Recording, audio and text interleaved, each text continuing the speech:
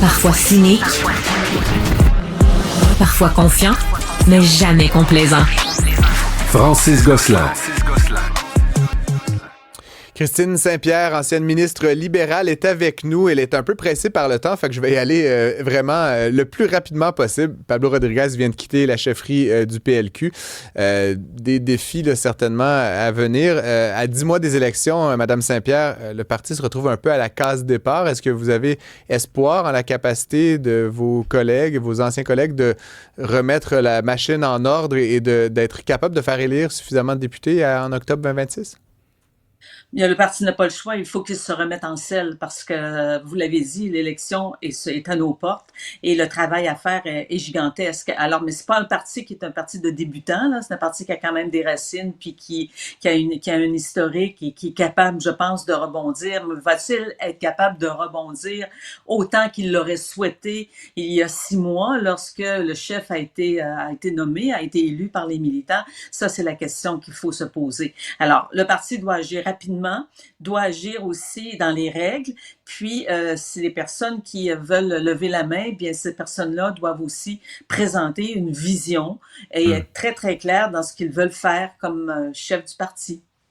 Vous avez vous-même œuvré à ce qu'on pourrait appeler la reconstruction de la réputation du Parti libéral qui avait été entachée là, par différentes allégations. Êtes-vous déçu de la tournure des événements? Très déçu. Très déçu parce que les règles ont été clarifiées, il y a des lois qui ont été changées et ces choses-là, ce sont des choses qu'il faut vérifier dans le menu détail. Alors, je pense que Pablo Rodriguez était mal entouré, que ces personnes-là, soit qu'ils n'ont pas lu les dernières nouvelles des dernières années ou qu'ils n'ont pas lu les lois, mais il y a des gens qui auraient dû être vraiment très, très strict sur ces questions-là et absolument tout surveiller. Bien sûr, il peut y avoir des gens qui disent « Ah ben moi, je vais aider », mais tu poses la question, tu dois poser la question. Tu veux aider comment? De quelle manière? Qui va venir à cette soirée-là? Et en même temps, les gens qui ont reçu de l'argent, le retour, là, bien, lorsque vous faites un don à un parti politique, vous devez signer une déclaration, c'est obligatoire. Vous signez une déclaration selon laquelle vous n'avez pas de remboursement, ça vient de vos propres deniers, puis que vous n'aurez rien en échange. Alors, les personnes qui ont même reçu, ces personnes-là sont même hors la loi parce qu'elles ont signé, en principe, ce document-là. C'est quand même, c'est presque un acte de sabotage. Et là, je parle pas de Pablo Rodriguez, mais de ceux et celles dont on a vu les propos. Évidemment, cet entrepreneur.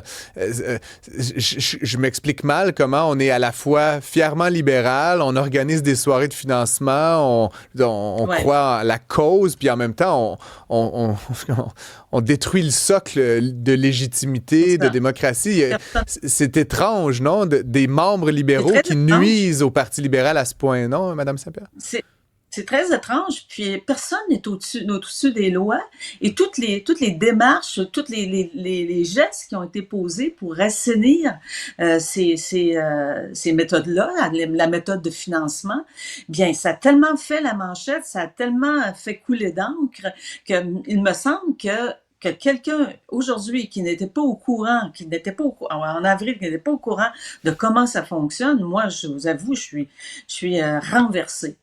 Ça veut dire ça, là, qu'il faut faire de l'éducation, encore de l'éducation. Et pour ce qui est des gens qui veulent se présenter à la chefferie, à la tête d'un parti, parlons des têtes de parti, mais ça vaut aussi pour les partis politiques, bien, ces gens-là, la première chose que ces personnes-là doivent faire, c'est de s'entourer d'une personne qui va surveiller toute la question du financement dans le menu détail. Et est-ce que Pablo Rodriguez avait pris cette précaution-là? Bien, l'avenir va nous dire que probablement, non, il a fait confiance. Puis la personne qui avait cette tâche-là a fait confiance. Puis il y a pas eu autrement dit, il n'y a pas eu de surveillance. Et ce qui est malheureux, c'est que là, les enquêtes sont en cours. Donc même, la stratégie politique, ça serait évidemment organiser une course à la chefferie, trouver une nouvelle personne pour piloter le parti jusqu'aux élections. Mais il y aura d'autres mauvaises nouvelles peut-être qui vont sortir au cours des prochaines semaines et des prochains mois à mesure qu'on fait la lumière là, sur ces événements-là. En termes de calendrier politique, c'est quand même Oui. pas idéal, on va dire ça comme ça, Mme Saint-Pierre. Oui, en effet, il y a peut-être, oui, des nuages, mais je pense que les nuages sont moins gros que le nuage qui était au-dessus de la tête de Pedro Rodriguez et de son organisation. Parce que ce qu'on comprend, ce qui sort dans les médias, ce que le Journal de Montréal a publié, c'est que tout tourne autour de la campagne au leadership de Pablo Rodriguez, et ce n'est pas le Parti libéral du Québec lui-même qui est sous enquête. On va voir, peut-être qu'il y a des choses qui vont sortir qui vont me faire dire le contraire, mais pour le moment, on sent que c'est concentré sur cette activité-là. Alors, pour le Parti libéral, bien sûr, la marque est entachée, là. C'est il faut reprendre le bâton du pèlerin, l'intégrité, c'est majeur. Il y a des gens qui l'ont à cœur au sein du caucus et qui vont être vraiment stricts sur ces questions-là. Puis je pense que là, il y aura rien, on pourra rien pardonner. Il faut que ça soit vraiment là, tolérance zéro. Absolument. Toute cette histoire a débuté par un conflit entre deux femmes, là, Marois Risky et Geneviève Hintz. Je ne veux pas revenir sur tout ça, mais je voudrais parler de Mme Risky parce que de tous les parlementaires à qui je parle, les journalistes, j'ai eu la chance de la croiser quelques fois, vous la connaissez bien, je crois. Tout le monde salue son travail à Marois Risky.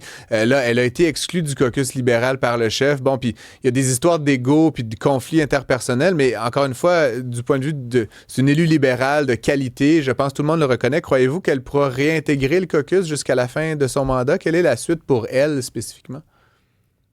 Ce sera au nouveau à la nouvelle chef de décider. Est-ce qu'elle pourrait réintégrer le caucus? Il y aura fort probablement des discussions, mais en même temps, il y a beaucoup de gens qui s'interrogent sur son modus operandi.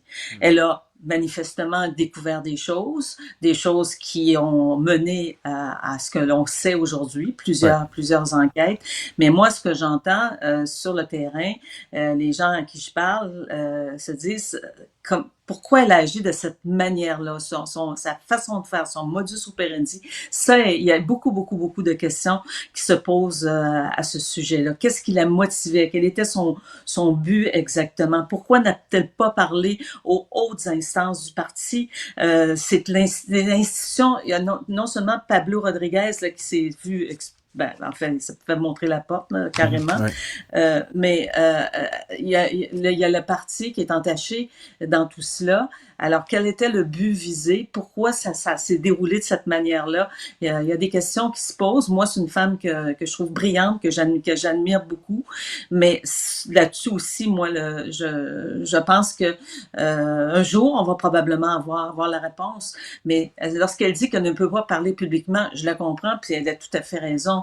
Mais il y a quand même des instances au parti qui auraient dû être mises au courant s'il y avait des choses anormales et que probablement qu'il y avait des choses anormales qui se passaient. Il y aurait dû avoir des informations qui auraient dû monter aux hautes instances du parti. Peut-être qu'elle ne leur faisait pas confiance, peut-être que c'est ça la réponse, mais en même temps, c'est quand même la marche à suivre là, qui aurait dû être faite, à mon avis. Christine Saint-Pierre, est-ce que vous êtes une candidate potentielle pour cette nouvelle course? Non, moi, j'ai quitté la politique. J'ai fait plusieurs années, 15 ans. J'adore ça encore et je fais une carrière d'ex-politicienne en analyse. Que nous apprécions tous et toutes, Christine Saint-Pierre. Et voilà, je crois qu'elle nous a quittés. Bref, la réponse est non. Si vous avez suivi la chose, je la complimentais sur ses qualités d'analyste et de chroniqueur économique. Christine Saint-Pierre, ancienne ministre libérale, était avec nous pour décortiquer évidemment la nouvelle du jour. On en saura évidemment plus là, dans les prochains jours sur cette course à la chefferie qui va manifestement se mettre en branle pour le Parti libéral avec un calendrier beaucoup plus court, n'est-ce pas, que l'année que ça aura pris la dernière fois. Merci d'être à l'écoute. Si vous voulez commenter, nous écrire, faire part d'idées, n'hésitez pas à le faire au 1-877-827-2346, 1-87 Cube Radio.